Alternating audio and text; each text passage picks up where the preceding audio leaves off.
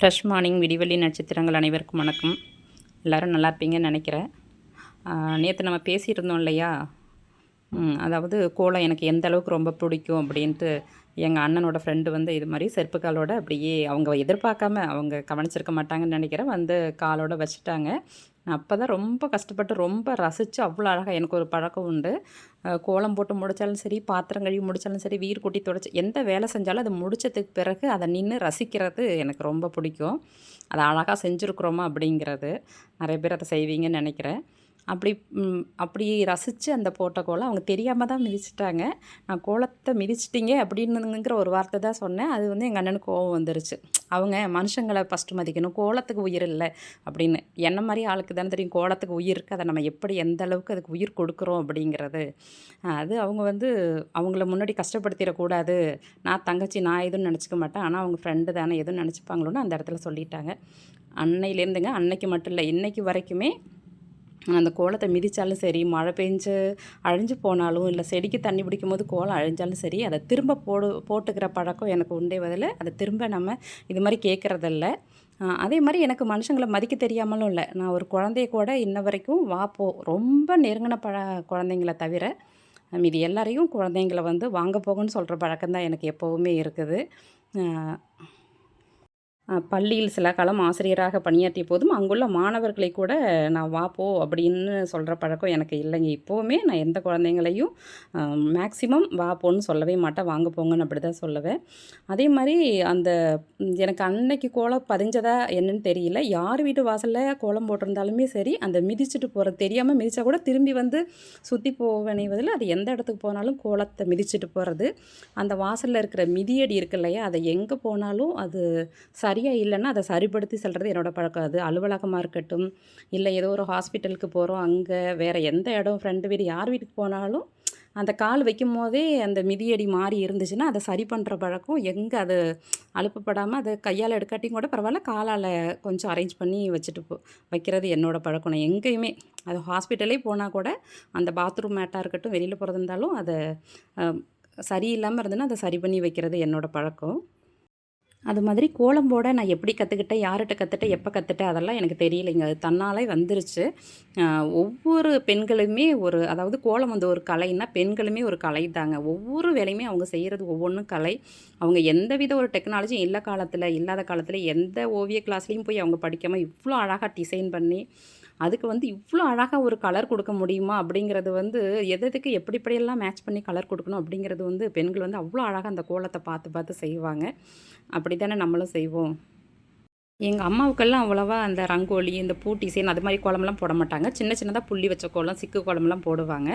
ஆனால் நான் ஹாஸ்டல்லேருந்து காலேஜ் முடிச்சுட்டு லீவுக்கு வந்திருந்தேன் அப்படின்னாலே எங்கள் வீட்டு வாசலை பார்த்தாலே நல்லா தெரியும் நான் வந்திருக்கிறேன்னு. என்னோடய கோலம் கொஞ்சம் வித்தியாசமாக இருக்கும், எங்கள் அம்மா கோலத்துலேருந்து கொஞ்சம் வித்தியாசமாக இருக்கும். அப்புறம் நிறைய இந்த புள்ளி வச்சு சிக்கு கோலமெல்லாம் போடுவோம். அதுக்கு எங்கே ஆரம்பித்து எங்கே முடியுதுன்னே யாராலையும் கண்டுபிடிக்க முடியாது, அவ்வளோ அழகாக எல்லோரும் போடுவாங்க. எனக்குமே போட ரொம்ப பிடிக்கும். அந்த வட்டத்துக்கு எங்கே முடியுது எங்கே ஆரம்பிக்குதுன்னு நமக்கு தெரியாது இல்லையா, அதே மாதிரி தாங்க அந்த சிக்கு கோலம், அந்த புள்ளி வச்சு போடுற கோலத்துக்கெல்லாம் எங்கே ஆரம்பிச்சிருப்பாங்க எங்கே முடிப்பாங்கங்கிறதே தெரியாது, அந்த அளவுக்கு அவ்வளோ அழகாக இருக்கும். இடியாப்பத்தில் உள்ள சிக்கலில் கூட கொஞ்சம் பிரித்து கரெக்டாக அதோட எதுன்னு கண்டுபிடிச்சிடலாம் போல இருக்கு. ஆனால் அந்த சிக்கு கோலத்தில் வந்து எது முடிவு, எது ஆரம்பம், எது முடிவுன்னு கண்டே பிடிக்க முடியாது எப்போவும். இந்த புள்ளி வச்ச கோலம், சிக்கு கோலம்லாம் ரொம்ப ரொம்ப கஷ்டப்பட்டு அதெல்லாம் கற்றுக்கிட்டு நல்ல பெருசு பெருசாக நிறைய போட ஆரம்பித்தோம். அப்புறம் வளர வளர வளர கொஞ்சம் வயசு எல்லாம் விவரம் தெரிய நிறைய அந்த பூ டிசைனு, ரங்கோலி, ஒரு ஒரு நைட்டியாக இருக்கட்டும், ஒரு ட்ரெஸ்ஸில் இருக்கட்டும், பார்க்குற பொருளையாக இருக்கட்டும், என்ன மாதிரி டிசைன் இருக்கோ அதையெல்லாம் பார்த்து வரைகிற பழக்கம் வந்துருச்சு. அப்படியே ரங்கோலி அது இதுன்னு டிசைனை மாற்றி இப்போ புள்ளி வச்ச கோலமே மறந்து போகிற அளவுக்கு மாறியாச்சுங்க. பூக்கோலமோ எந்த கோலமோ, ஆனால் ஏதோ ஒன்று எனக்கு வாசலில் வந்து எப்போதும் போட்டே ஆகணுங்க. எனக்கு அப்படி வாசலில் கோலம் போடாது எனக்கு எப்படி தோணுன்னா, நெத்தியில் வந்து பொட்டு வைக்காத மாதிரியே இருக்கும். நான் நிறைய டைம் சொல்லுவேன், அந்த வாசலில் எந்திரிச்சோன்னே நம்ம கோலத்தை பார்க்காட்டி அது எனக்கு எப்படி இருக்குன்னா, நெத்தியில் பொட்டு இல்லாமல் எப்படி பார்த்தா எப்படி இருக்குமோ அதே மாதிரி எனக்கு தோணுங்க. அதனால் நான் எப்போவுமே வாசலில் கோலம் போட்டுருவேன். இப்போ தவிர்க்க முடியாத காரணத்தினால நம்ம வந்து மேல் மாடியில் குடியிருக்கிறதுனால நம்மளோட சூழ்நிலைகள்னால நம்மளால் இப்போ கோலம் போட முடியறதில்ல. இருந்தாலும் ஊருக்கெல்லாம் போகும்போது அதை பார்த்து ரசிக்கிறது, போடுறது அதெல்லாம் வந்து இன்னும் அந்த கோலம் போடுற பழக்கம் வந்து இன்னும் எனக்கு மறந்து போகலைங்க. அதுவும் அந்த விடிய காலையில் எந்திரிச்சு கோலம் போடுறது வந்து ஒரு சோம்பேறித்தனம் தான். ஆனால் அது வந்து அவ்வளோ உடம்புக்கு ரொம்ப ரொம்ப நல்லதுங்க. விடிய காலையில் வந்து ஓசோன், அதாவது O3 வந்து O3ன்னே சொல்கிறோம் இல்லையா, ஆக்சிஜனா O2 தான் சொல்லுவோம். இது O3 ஓசோன் வந்து அது அவ்வளோ அளவுக்கு அதிகமாக இருக்கும். அப்போ அந்த நேரத்தில் நம்ம வந்து நல்லா எந்திரிச்சு அந்த காத்தோட்டமாக நிற்கும்போது நமக்கு ஆக்சிஜன் வந்து நல்லா கிடைக்கும் அப்படின்னு சொல்லுவாங்க. நம்மளோட சின்ன சின்ன வேலையிலயும் கூட நம்மளோட ஒரு அறிவியல் வந்து சின்ன வேலையில கூட நம்ம இதில் வந்து தமிழில் வந்து என்னென்னா ஒரு அறிவியல் கலந்துருக்குங்க நம்ம கலாச்சாரத்தில். அதுலேயுமே நம்ம 5 மணிக்கே கிளம்பி 5 மணிக்கு எந்திரிச்சு கோலம் போடாட்டி எங்கள் அம்மா என்ன சொல்லுவாங்கன்னா, 8 மணி ஆகுது இன்ன வரைக்கும் தூங்குறியா அப்படின்னு சொல்லி கேட்பாங்க. மணி இப்போ பார்த்தீங்கன்னா 5 தான் ஆயிருக்கும். அப்போ கிளம்பி கோலம் போடாட்டியும் கூட எங்கள் அம்மா சொல்லுவாங்க 8 மணி. இப்போயுமே சொல்லுவோம் இல்லையா, பசங்களை கிளப்பும்போது 9 மணியாச்சு இன்னுமா தூங்குறேன்னு கேட்போம். ஆனால் அப்போ வந்து மணி 6 இல்லை 7 தான் ஆயிருக்கும். ஆனால் நம்ம சொல்லி கிளப்பும்போது அப்படி தான் சொல்லி கிளப்புற பழக்கம் இருக்குது. அதுவும் இந்த மார்கழி மாதத்துல எல்லாம் நல்ல குளிரு, எந்திரிக்கவே முடியாது. ஆனா இருந்தாலுமே அந்த கோலம் போடணுங்கிற ஆர்வம் வந்து நம்மள எப்போதுமே அப்படியே ஃப்ரிஸ்காவே வச்சிருக்கும். அப்படியே எந்திரிச்சு நம்ம வந்து அந்த விடிய காலையில கோலம் போடுறது எனக்கு ரொம்ப பிடிக்கும். இப்போல்லாம் நமக்கு கோலம் தெரியலைன்னா கோலத்தை கற்றுக்கிறதுக்கு நிறைய யூடியூப் சேனல் இருக்குது. கூகுளில் தேடி கண்டுபிடிச்சி நிறைய டிசைன் பண்ணிக்கிறாங்க. நிறைய கோலம் இருக்குது.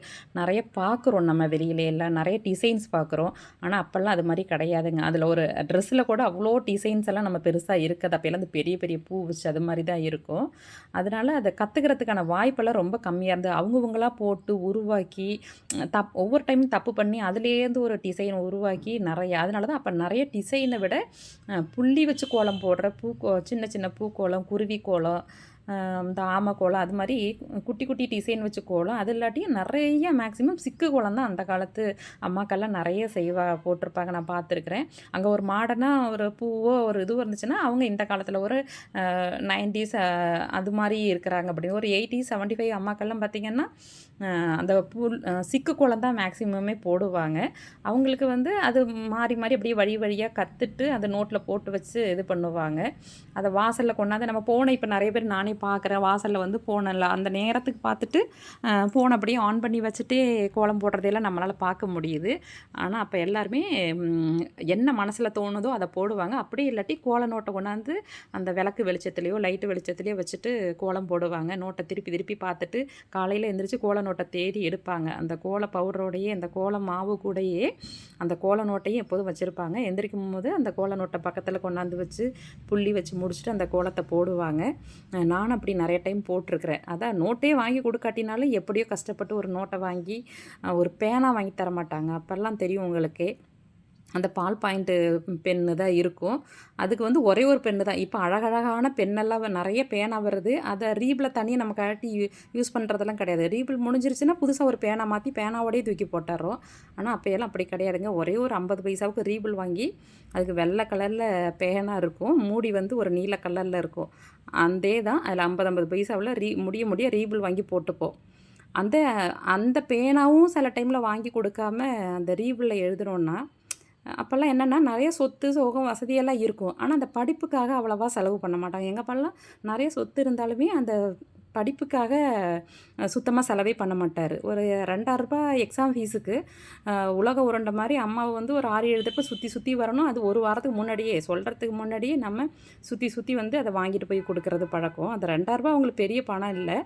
இருந்தாலும் அதை பெருசாக அதை படிப்புக்காக வேண்டி செலவு பண்ணுறது அவங்க யோசிப்பாங்க. அது மாதிரி அப்போது பென்சில் இல்லாட்டி இந்த 50 பைசா ரீபிள் வாங்கி போடுவோம். அதுலேயே ரெனால்டுன்னு ஒரு பென் இருக்கும்.